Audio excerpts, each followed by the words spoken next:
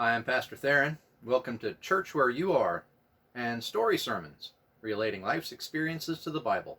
I'd like to tell you a story. But first, I'd like to say a special word of welcome and thanks to the good people of Telford Missionary Baptist Church in Telford, Tennessee, who are using these videos for their congregation, since they're not meeting currently due to the pandemic. If that sounds like something that would benefit your church, if your church is struggling to put together a service or in need of videos like this, please contact me here on Facebook. You send me a message, or if you have my phone number, you can call or text me directly. I'd also like to say a word of thanks to some special friends, Mel and Nancy in Louisiana, Ron and Kathy in Colorado, and to Brian in Louisiana and Bruce as well for their help and inspiration through these videos. A very special word of thanks to Brenda, who is the daughter of the man that I will be mentioning in today's video. I talked to her last night and she gave me permission to talk about him and to mention him in this video and the impact that he had on my life. And so a special word of thanks goes to Miss Brenda. I've had opportunity to pastor several churches over the years. My first church was in a small town in South Louisiana, just north of Lafayette, a very Cajun town called Port Barre.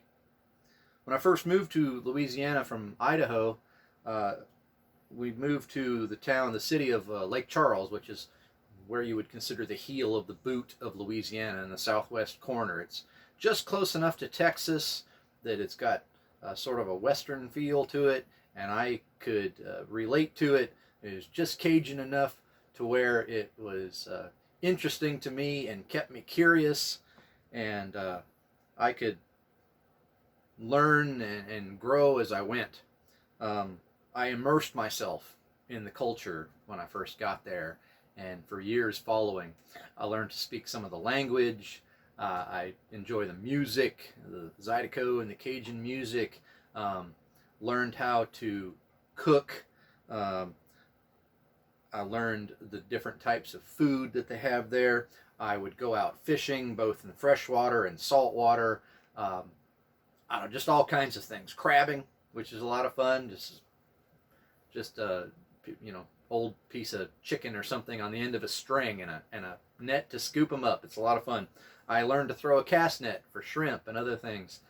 The more I did and the more I got out and experienced all that Louisiana had to offer, particularly South Louisiana, people who were from there began to say to me, "You're more from here than I am." I took that as quite a great compliment. We lived there a number of years, and I attended seminary in New Orleans, which is not Cajun. This is exact opposite. I don't know. Lake Charles on the west, New Orleans in the east. They're very, very much different. But right in the middle, along the Gulf Coast and just inland a little ways, is a place called Acadiana, which is where the Cajun people settled and have the most influence even today. I love the Cajun people and all that they did there and settling the land and living and surviving. By the time I got to my first church there in Port Barre, I had lived in Louisiana 9 years, and I thought I knew something about Louisiana and the Cajun people, and I was wrong.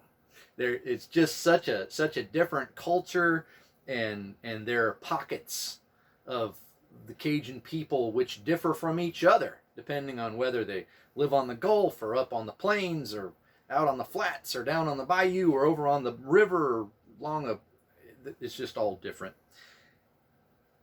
I began making friends in the church and began making a name for myself within the town and the community. I had lunch with Jason on Fridays. We would discuss the affairs of the church. Craig would take me duck hunting down on the Atchafalaya Basin. I had some very special people in the church. Mary Elizabeth and Miss Birdie were great supporters of me and believed in me in my first efforts at pastoring a church. And then there was Ralph. A man by the name of Ralph Prudhomme. And that is the subject of the story today.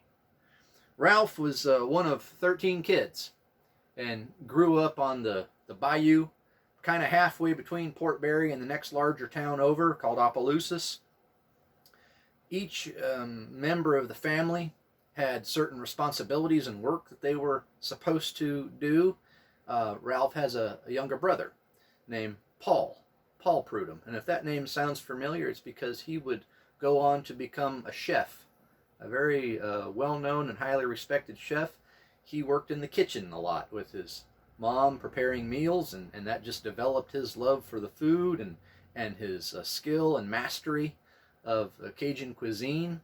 Ralph was more hands-on, more earthly, or earthbound than that. He would go out for long periods in the woods, and he would hunt and fish.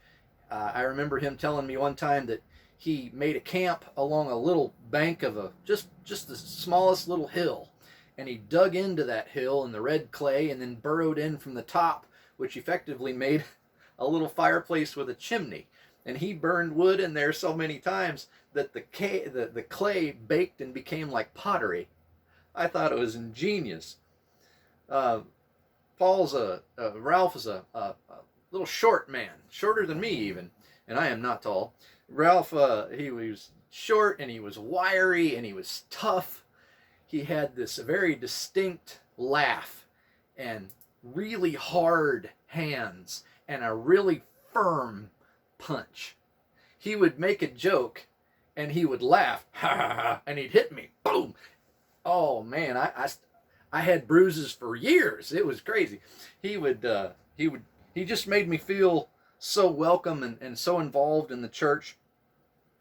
But it was the way he grew up and the way he was raised and the things he went on to do that were most influential to me. He said one time to me that they were so poor, even in the 30s, they didn't know there was a depression going on. It was just day-to-day survival. It was just every day had challenges of its own, and he, in his quiet, easygoing demeanor, just went on with life and made the most of it and accomplished great things. He joined the Navy as a young man and served on a ship. He was a cook. He told me once, they called him Frenchie because he had this really heavy French Cajun accent. He told me once he wanted some gumbo, and so he went into the ship's galley and he started making some roux, which is browned flour and oil.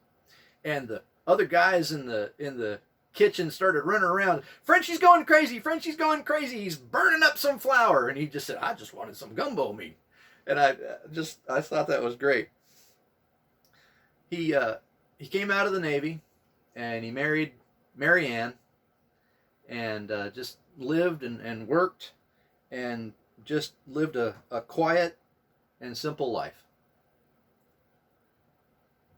I guess about there is when I met him, and he invited me to come over and help him work in his yard.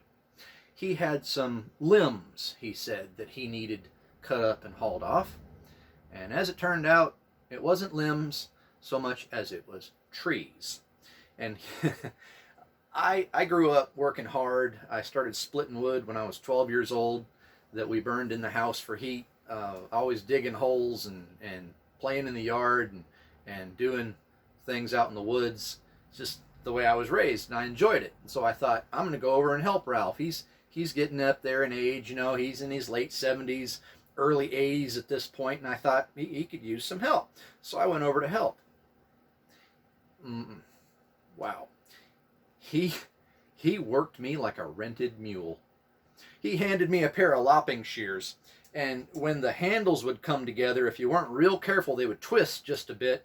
And if you were really bearing down on a branch or something, I would smack my knuckles together, and they were bruised and bloody by the time I left. I shed blood in that man's yard. I think there's probably blood still soaked into those old wooden handles of those old lopping shears to this day. I worked all day for a lunch, and I was glad to get it. Ralph worked right beside me and outworked me step for step. I think I was wrong. When I left the church in September of 2009, I resigned to deploy to Iraq. I kept up with the family, with Brenda and with Craig. And I learned that as I started coming home, Ralph's health was deteriorating quite quickly. He didn't last too much longer after that. And that's when I began to think, that's exactly how I want it to be for me. He lived a good long life. He worked hard. He did everything right. He survived the Depression as a child. He served his country. He loved his wife. He raised his kids. He worked. He paid his taxes. He respected his neighbors, and he was highly respected by them. And I can say this with absolute honesty. He taught a young preacher a thing or two about what it means to live well. That's who I want to be. And I think that we can all take a lesson from someone like Ralph, who did all of these things very, very well. And I think that he embodies for us the passage of 1 Thessalonians chapter 4. In verse 11 and 12, it says, "Make it your ambition to lead a quiet life, to mind your own business, and to work with your hands, just as we told you, so that your daily life may win the respect of outsiders, and so that you will not be dependent on anybody." There is something to be said for this kind of a life. There is something to be said for good, honest, hard work. There is something to be said for that tired feeling and that feeling of satisfaction that comes from a good day of work. That tired feeling in your body, that feeling of satisfaction of a job well done and providing for your family. For a hot plate of food at the end of the day and a warm bed and a good night's sleep to get up and do it all again tomorrow. It's a simple life. It's a quiet life. But it's one that I think that we can all strive to do better. Good, honest, hard work. Thanks for watching.